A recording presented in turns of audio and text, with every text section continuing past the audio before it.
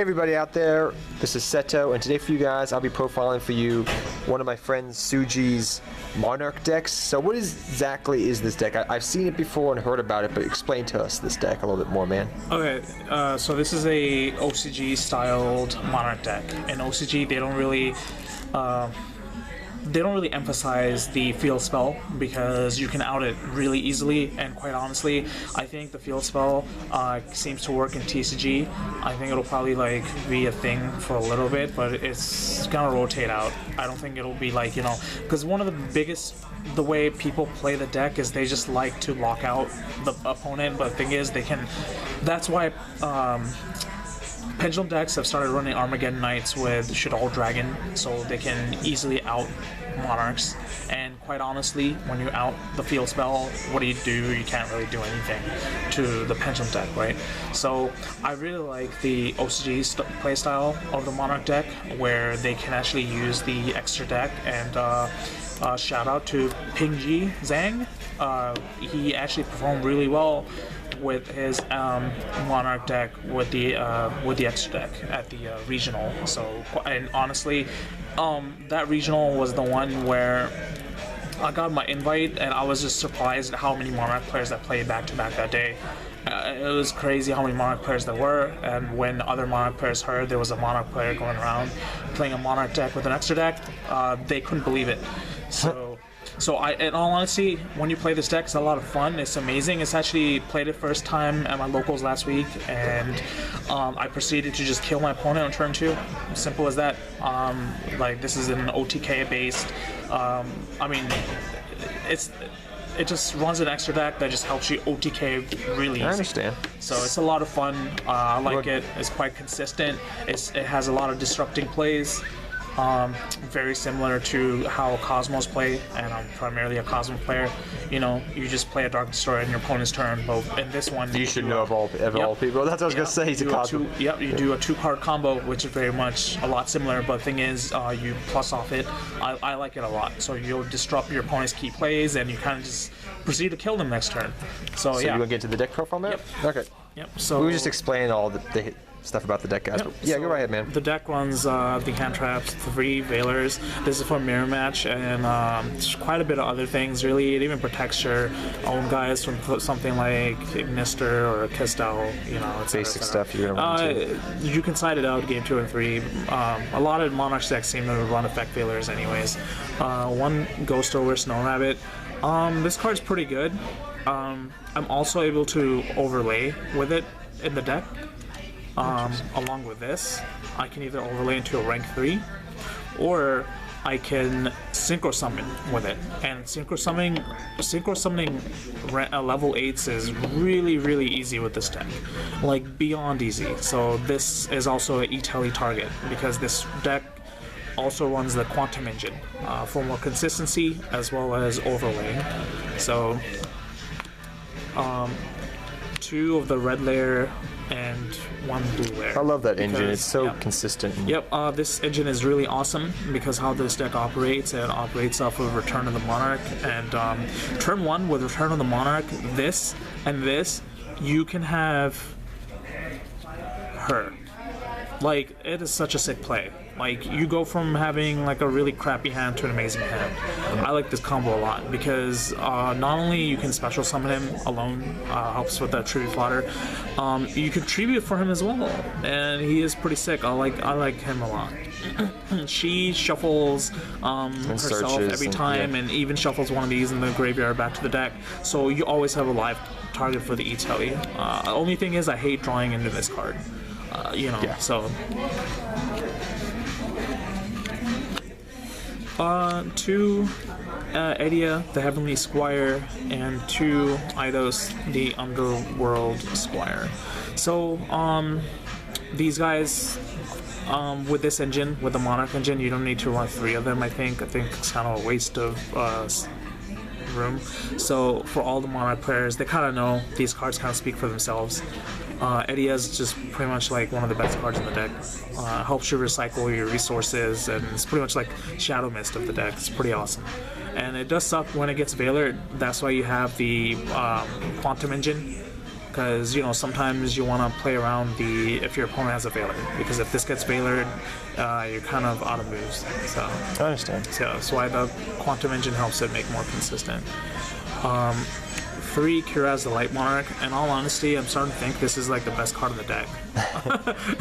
It's hard to imagine that because. But oh god, this card like lets me do so many sick plays. Like I've done some misplays too, but he is really cool. And what's funny is I ran him back in the day, 3 of, when during the old day 12-year ago Monarch format, when Mobius was the hot card. Oh and god. Liza were the hot cards. Being a poor high schooler, I ran this guy because I just loved his effect way too much. I mean, he would just let me blow up 2 of my opponent's any cards. Back then, the game was very unfair, but That was back. Hey, so I'm gonna be a little hipster. that's from here. back in the day. Yep. That's good, man. Aether, the Heavenly Monarch. She is amazing in this deck. Like, you play her, you play 3 of her to disrupt all your opponent's plays. If you're playing the mirror, she just becomes like the best card in the mirror, because you then start using Stormforths to start tributing your opponent's Monarch monsters or tribute monsters, and the combo with her is that you either play her to search for any Monarch you need, either her or him, Erebus. But most of the time I always go into this combo during my opponent's turn, because this is to disrupt their plays. So you play him, you pop him, or one other card you don't really need, draw 1 card, pop one of their problem cards, or sometimes if you have to, you pop 2 of their cards. Sometimes that's just Pop how it himself happens. sometimes, even with the field spell. I've seen that. Well, I know you're not running it, but that's Right, basic because stuff. when they play Ignister, I have to pop it. Like, that's it. It stops their turn. Sometimes you have no choice but to pop 2 of their cards. But primarily, I'm always popping I'm always making this Chain Link 1 and then popping Return of the Monarchs after Return of the Monarchs gives me a card. So because, I'm running 3 Return of the Monarchs in the deck, as you'll see, this helps me plus quite a bit. So 2, Erebus, the Underworld Monarch. I love this guy. He's actually, I think He's like a mini Trish kind hands of, down yeah. the best Monarch. I think. I don't care what people say about Aether. I think Aether is awesome. She's more versatile. This guy is just like he's literally the Necroz of Trisha of the deck. You drop him and your opponent's face just melts sometimes. Like, he's pretty sick. I love this guy. The best part about him is his very last effect, where people often forget he also has a hidden effect in the graveyard. He can just get himself back, or any other Monarch, anything 2400 more attack, with like a certain defense, I think, and 1000 defense. So basically, limited to the Monarch quote unquote archetype. So you just pitch a Monarch spell. I did this sick play where I had nothing in my hand anymore. My only card was a Pantheism, which I got back from I think it was Edia, and I went nuts that turn. It was so beautiful. It was amazing. I love this card. So for spell cards, 3 Tellys. This is for the Blue Ranger and Ghost over Snow Rabbit. Important card of the engine. I'm trying 1 Reinforcement of the Army. This can be swapped around between like Domain of the True Monarch, and so on. So I wanted to see Edia a bit more, so that's why I'm trying this out. I think it'll work. It'll be quite good. 2 Twin Twister, main deck these, because sometimes back row can still be a problem, game 1 and so on. So I like this. This is actually a pretty good card in the deck. Main deck 2 of these. 3 Return of the Monarch. This card, you run 3 of these with this kind of specific build. I just think it's actually 3 of them is amazing, because you're kind of plussing. You're literally plussing infinitely all the time with Aether. You're plussing with Curaz, but you have to make sure you make Aether's effect Chain Link 1. In order for Curaz's effect to resolve, because Curaz can miss timing. So keep that in mind, you guys. So, so Return of the Monarch. I often pop this card a lot when I know that I don't necessarily need it anymore. with Curaz's own effect. Not only do I get the search, I also get to draw another card for popping it. It's pretty cool. Because there are 3 in the deck, I'm able to, have access to these quite often. Do you find that it clogs at 3 by any chance? Or I think the 3, along with the quantum engine, is what helps me sometimes unclog.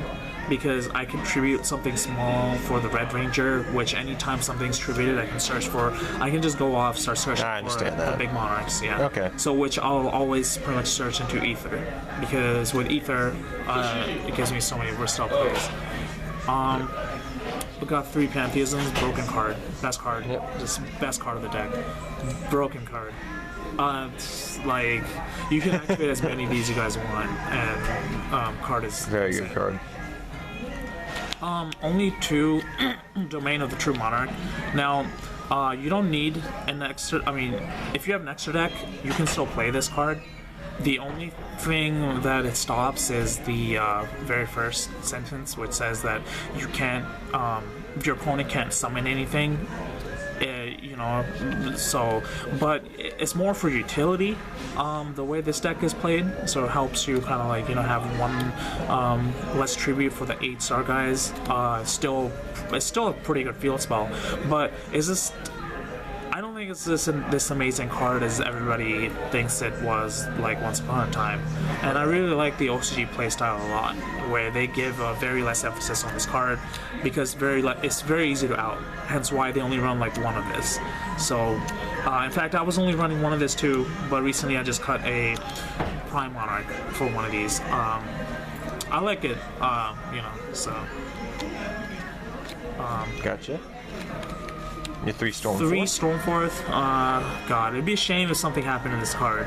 It helps so many decks out, just in general, not just Monarchs. It's such a generic card, but in the mirror match, it's kind of unfair.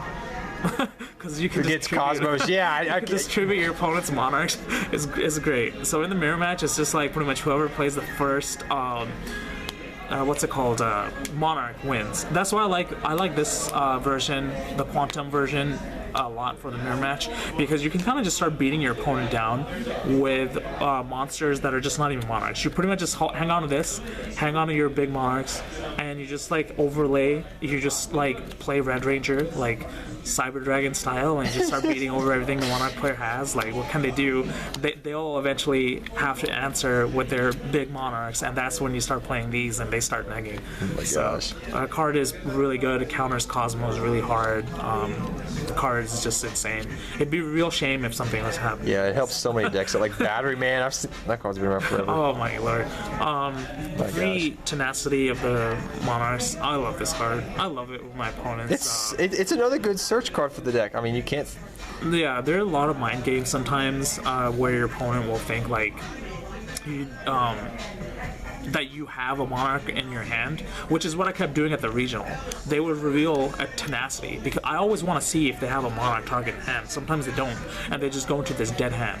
So yeah, so I like calling this a lot every time they show me whatever, because they can only activate 1 of these anyways. So I'd rather, if they didn't have the other field spell, the other 2 spells, if they have 1 of these in hand, I'd rather just give them another 1 of these, and not 2 spells technically if they need them. So even though it kind of sucks that they thin their deck, I always like calling this card. Card's awesome. It's pretty much like gives you any spell searcher, and 2 Prime Monarch. Now, people probably didn't know this, but you can actually overlay with these. Oh really? You can overlay because they're trap monsters for rank 5s, because they count as a monster, and they're on tokens. So yeah, you can overlay into rank monsters and they become exceed materials. Interesting.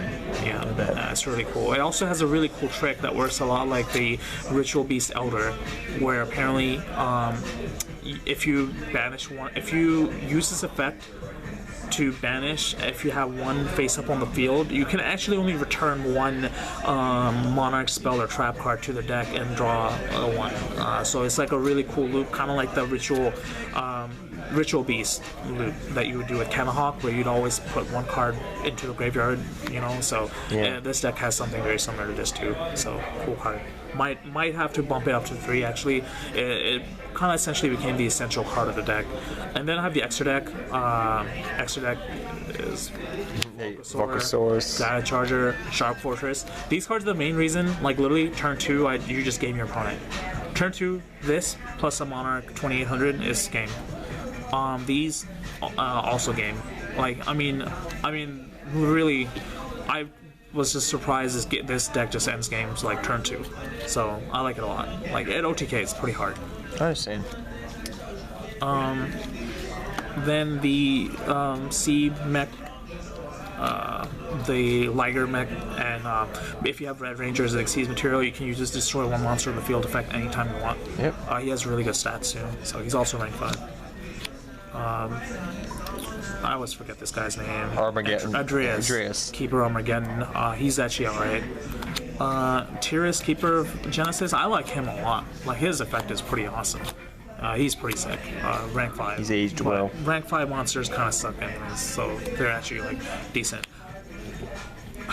Divine Dragon Knight Felbrand. Oh, so that's what that is. Okay, pretty Felbrand. Cool. Yep. So with Felbrand, if your opponent is Stormforth and you use Felbrand's effect, Ooh, excuse me. Sorry, guys. They can't tribute him because Stormforth is a card effect, so he'll be unaffected, whatever it is. So yeah, so that's really cool. So it's not if your opponent was to like Sea Turtle, Kaiju, or Lava Golem, you can't Felbrand those guys at all. So they go over Felbrand, but Stormforth specifically is a card effect. So this would be like unaffected but card effect. It's pretty cool, like them. So you can overlay sometimes. It could be clutch. And Lancelot. Not a bad card actually. Card is awesome. He actually has a great effect. He can attack directly, and he has like the mandatory Light and Darkness Dragon effect, which is pretty sick. And then if he does damage, you can destroy one monster your opponent controls. So yeah, so it's actually he's really sick. He's one of the best like rank 8 monsters. So. And the 15th card, it would have been a wind-up yeah, but Zenmayo. So it was a 41 card deck and a 14 card extra deck because I don't have a wind-up Zenmayo. So you got the 2 Omegas. Omega's broken. He's insane. He's insanely broken, especially the synergy with this deck. The cards you banish, you could just keep putting back in your graveyard. So essentially, you could just like run off this small engine in your graveyard, and so you can synchro summon with the trap card and Ghost Ogre Snow Rabbit. And Omega is just a god of a card. So start a Spark Dragon. This is to like protect your floodgates for game 2 and 3. You could also have easy access to this. Is this the rest of the extra deck? I love this card, Scarlight. Yeah. Okay, this is the rest of the extra deck. Literally. Yeah. Scrap I lost Dragon. count. Sorry. Yeah. So this is literally 14 card extra deck. Yeah. So that's good. This is the side deck. Side deck, you have 2 Majesty's Fiend. Majesty's Fiend. Majesty's. Yeah. Sorry. Yeah. I get the brothers mixed up. Card is pretty much an out. 2 Cosmos. It's actually kind of like a win. So that card's so good. 2 Book of Eclipse. I'm actually trying this. It's actually very good versus like everything. You can out pretty much anything with this card. And 1 March of the Monarchs. You slide this in game 2 and 3 to protect Fiends and Monarchs and stuff. Chain Disappearance is for the mirror match. This card wrecks. True, actually. I didn't think about that. This card's amazing. I actually won my game versus this Monarch player by that. Completely crushed him by doing it to his Edia. 2 different dimension ground. I'm trying this card because it's a really cool attack. It's macro during that turn that you activate it. So. Galaxy Cyclone, pop back row, pop face up card. 3rd Twin Twister, more back row hate. Understood. Against floodgates and stuff. 2 breakthroughs for mirror match, etc. Just generally anything. And 2 Master Restrict. I'm not running Fog King because actually there are a lot of outs easily to Fog Kings. Master Restrict, however, in the mirror match is quite good. When you're done playing everything, your opponent has to just out this. So pretty much you make your field, then you go off with that. You make your field, and it's like when you're playing Necroz and you play deck locked out. So you can kind of just win off this. So yeah. I understand that. Well, thank you so much, Suji, man. And until next time, guys, take care. Have fun dueling. Good luck dueling. Take care, everybody.